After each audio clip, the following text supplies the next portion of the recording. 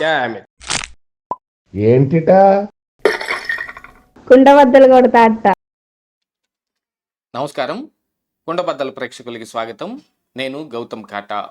ఈ వీడియోలో నేను మీతో చెప్పాలి అనుకునే అంశం, అవ్వాతాతల పెన్షన్లతో కూడా జగన్మోహన్ రెడ్డి హై డ్రామాలు. ఏ వాలంటీర్లు లేకపోతే పెన్షన్లు ఇవ్వటం అంత కష్టమైపోతుందా? ఈ పెన్షన్లు విధానం జగన్మోహన్ రెడ్డి తెచ్చిందేం కాదు, అంతకు ముందు నుంచి ఉన్నదే. వాలంటీర్ వ్యవస్థ ఎందుకు తెచ్చాడు, దాని వెనకున్న అసలు కారణాలు ఏమిటి అనేది ఎన్నికలు వచ్చిన ఈ తరుణంలో పూర్తిగా బయటపడిపోయింది. వాళ్ళందరినీ ప్రజల వద్దకు పంపించి జగన్మోహన్ రెడ్డికి ఓటు వేయండి అని చెప్పించుకోవడానికి మాత్రమే అని ప్రతిపక్షాలు ఆరోపిస్తున్నాయి. దీని మీద ఈ కొన్ని సంస్థలు కూడా ఈ కోర్టుకు వెళ్ళటం జరిగింది. తరువాత ఎన్నికల కమిషన్కు కూడా వాళ్ళు ఫిర్యాదు చేయటం జరిగింది. ఈ వాలంటీరు వ్యవస్థ అనేదే జగన్మోహన్ రెడ్డి కోసం పనిచేస్తోంది. వాళ్లే దాన్ని పక్కాగా క్లెయిమ్ చేసుకోవటం మూలాన ఈ వాలంటీర్లందరూ వైఎస్ఆర్ కాంగ్రెస్ పార్టీ కార్యకర్తల పిల్లలే. వీళ్ళందరూ జగన్మోహన్ రెడ్డి కోసమే పని చేస్తారు. ఎన్నో సందర్భాల్లో మంత్రులు కావచ్చు, ఎమ్మెల్యేలు కావచ్చు, వైసీపీ నాయకులు కావచ్చు, ఈవెన్ కార్యకర్తలు వాలంటీర్లతో సహా, చాలామందిలో వాలంటీర్లతో సహా అందరూ క్లెయిమ్ చేసుకున్నదే, మేము వైఎస్ఆర్ కాంగ్రెస్ పార్టీకి మాత్రమే పని చేస్తాము అని.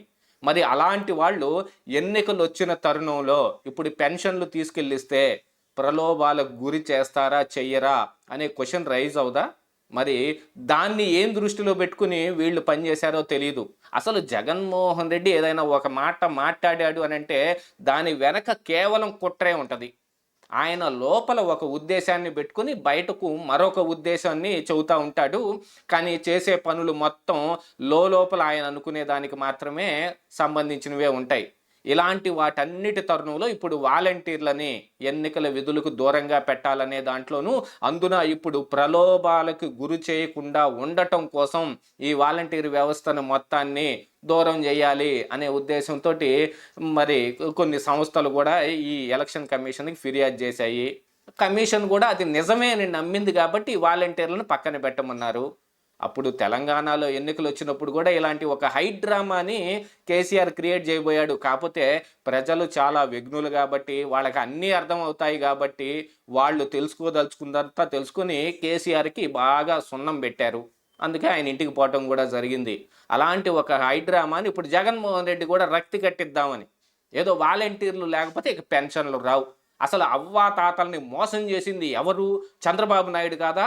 తెలుగుదేశం పార్టీ కాదా? అసలు ఈ సంస్థలన్నీ ఎవరి కోసం పనిచేస్తూ ఉన్నాయి? టీడీపీ కోసం కాదా అని గదవాయించే సజ్జల రామకృష్ణారెడ్డి కూడా తెలుసుకోవాల్సింది ఒకటి ఉంది.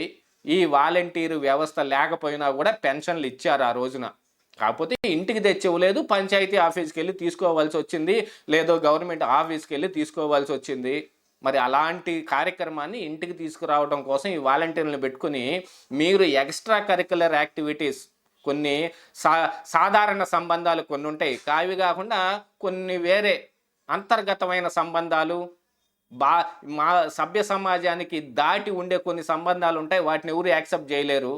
కాకపోతే ఏం చేస్తాం, ఇప్పుడు వాటిని వీటిని బాగా మిక్సప్ చేసేసి జగన్మోహన్ రెడ్డి కానీ వైఎస్ఆర్ కాంగ్రెస్ పార్టీ కానీ ఆ విషయం మీదే గట్టిగా నుంచొని ఉంటారు.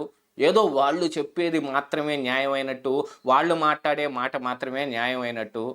అసలు ఇంతకీ పెన్షన్ వస్తుందా రాదా అనే అనుమానం ఎందుకు కలుగుతుంది ఎవరికైనా అనంటే, వాలంటీర్లు రాకపోతే ఇక మీకు పెన్షన్ రాదు ఆ ప్రచారాన్ని వాళ్ళు చేయటం మూలానే అసలు జగన్మోహన్ రెడ్డి పెన్షన్ ఎగ్గొట్టే సూచనలు ఉన్నాయి.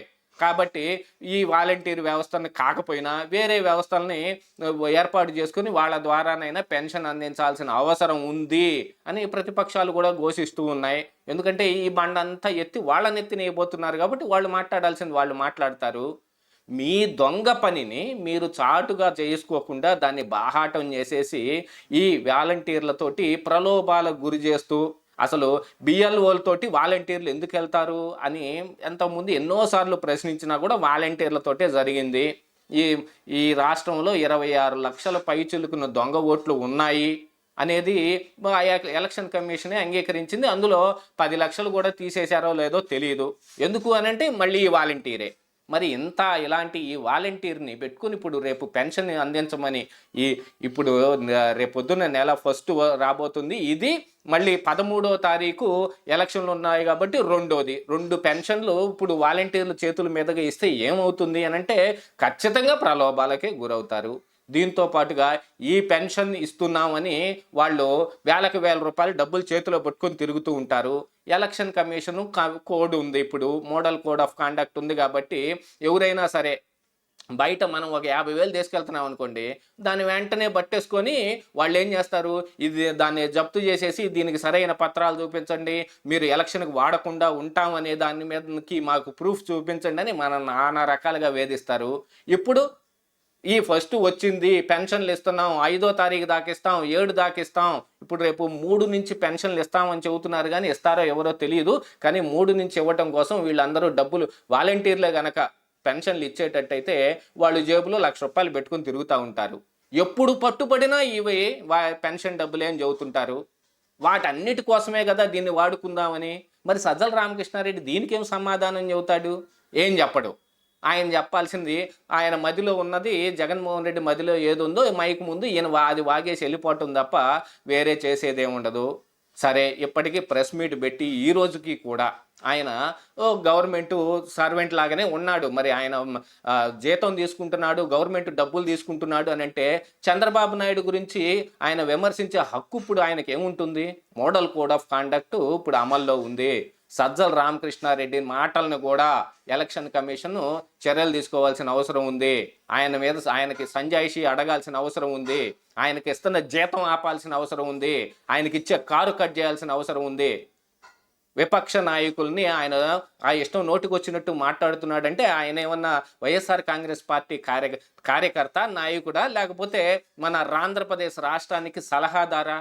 ఈ సలహాదారు చంద్రబాబు నాయుడు గురించి ఎందుకు మాట్లాడతాడు? మోడల్ కోడ్ ఆఫ్ కాండక్ట్ అమల్లో ఉన్న తర్వాత ఈ సజ్జల రామకృష్ణారెడ్డి చేతికొచ్చిన పని చేసేస్తాడు.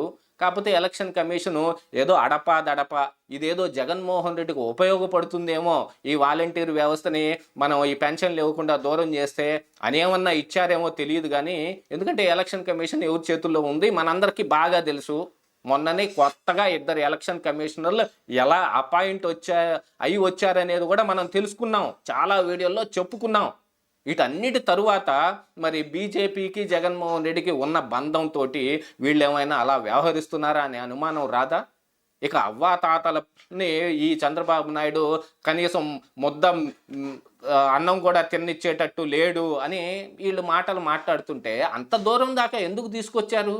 మీరు మరొక వ్యవస్థని ఏర్పాటు చేసుకుని ఈ 2 నెలల పాటు వాలంటీర్ వ్యవస్థను తీసి పక్కన పెట్టి పాత విధానంలో పెన్షన్ ఎందుకు ఇవ్వటానికి మీరు ఏర్పాట్లు చేసుకోలేదు? దానికి సమాధానం ఉండదు. ఇలాంటి వాటన్నిటినీ తీసుకొచ్చి ఎలాగోలా మభ్య పెడదాం ప్రజల్ని అని జగన్మోహన్ రెడ్డి మళ్ళీ కొత్త ఎత్తులు ఎత్తుతానే ఉన్నాడు.